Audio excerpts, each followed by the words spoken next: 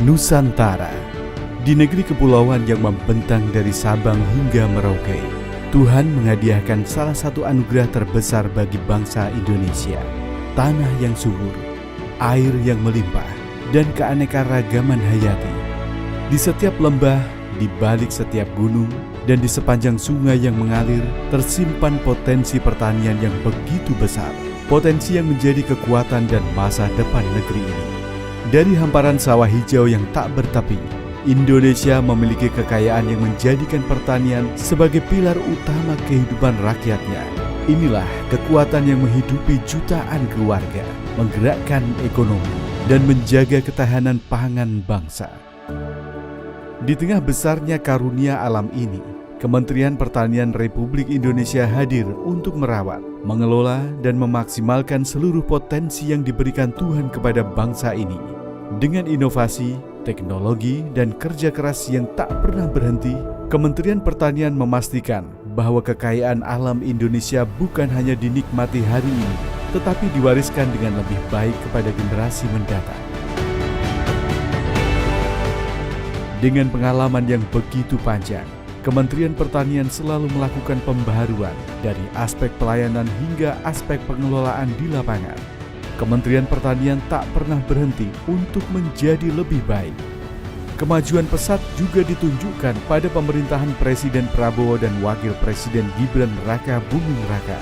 Di bawah kepemimpinan Menteri Pertanian Andi Amran Sulaiman dan Wakil Menteri Sudaryono, Kementerian Pertanian Republik Indonesia berhasil menjaga kestabilan pangan bangsa, peningkatan produktivitas, dan kesejahteraan petani di Indonesia.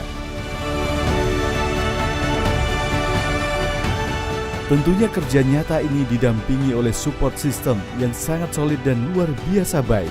Di antaranya, Sekretariat Jenderal yang bertugas menyelenggarakan koordinasi pelaksanaan tugas, pembinaan, dan pemberian dukungan administrasi kepada seluruh unit organisasi di lingkungan Kementerian Pertanian.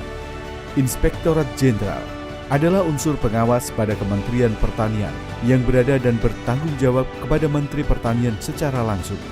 Direktorat Jenderal Prasarana dan Sarana Pertanian bertugas menyelenggarakan perumusan dan pelaksanaan kebijakan penyediaan prasarana dan sarana di bidang pertanian.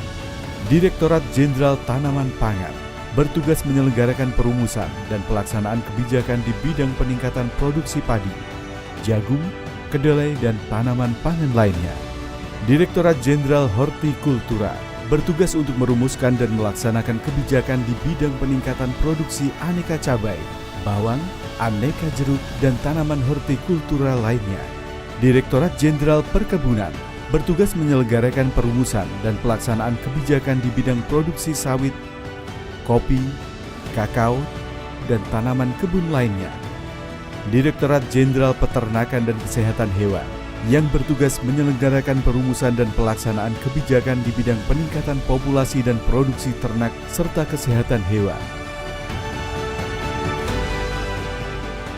Direktorat Jenderal Lahan dan Irigasi Pertanian yang bertugas menyelenggarakan perumusan dan pelaksanaan kebijakan di bidang lahan dan irigasi pertanian. Badan Perakitan dan Modernisasi Pertanian yang bertugas merancang, merakit, dan mengakselerasi penerapan teknologi pertanian modern di seluruh Indonesia. Badan Penyuluhan dan Pengembangan Sumber Daya Manusia Pertanian bertugas menyiapkan SDM pertanian berkualitas yang profesional, mandiri, berdaya saing, dan berjiwa wirausaha.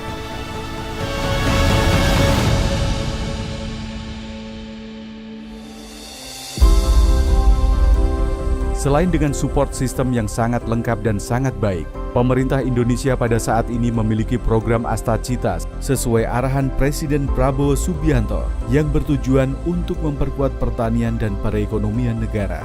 Program tersebut diantaranya adalah Brigade Pangan hadir dengan semangat gotong royong dan kerja cepat.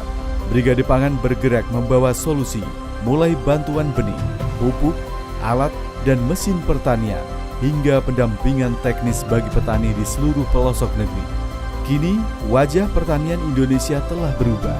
Kementerian Pertanian menghadirkan mekanisasi dan modernisasi pertanian, sebuah lompatan besar menuju masa depan yang lebih efisien, produktif, dan berdaya saing. Melalui penggunaan alat dan mesin pertanian, kerja petani kini menjadi lebih ringan dan cepat. Modernisasi tak berhenti di lapangan. Digitalisasi pertanian hadir melalui smart farming dan sensor berbasis IoT.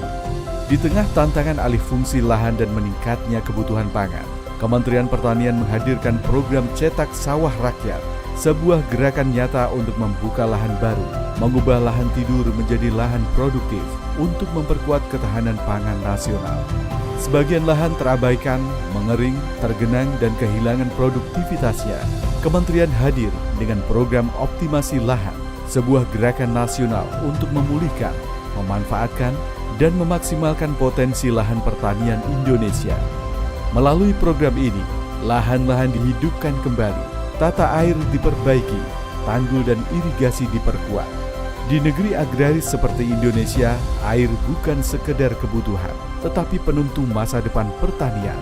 Karena itulah, Kementerian Pertanian melalui program pembangunan dan rehabilitasi jaringan irigasi pertanian terus bekerja memastikan setetes air mengalir hingga ke lahan-lahan petani. Melalui hilirisasi, setiap hasil panen tidak lagi berhenti di sawah atau ladang. Lebih dari itu, pertanian adalah tentang membangun nilai tambah dari hasil bumi menjadi kekuatan ekonomi bangsa. Produk pertanian diproses menjadi produk olahan yang berdaya saing dan bernilai lebih. Dengan hadirnya berbagai program yang strategis ini, pemerintah berharap masyarakat tani Indonesia bisa semakin mudah dalam mengelola lahan dan hasil pertanian mereka, hingga dapat menghasilkan produk-produk berkualitas unggul. Semua ini adalah bentuk komitmen Kementerian Pertanian yang ingin selalu menjadi garda terdepan dalam perjuangan bangsa Indonesia untuk mencapai swasembada pangan yang berkelanjutan dan menjadi lumbung pangan dunia. Maju terus pertanian Indonesia.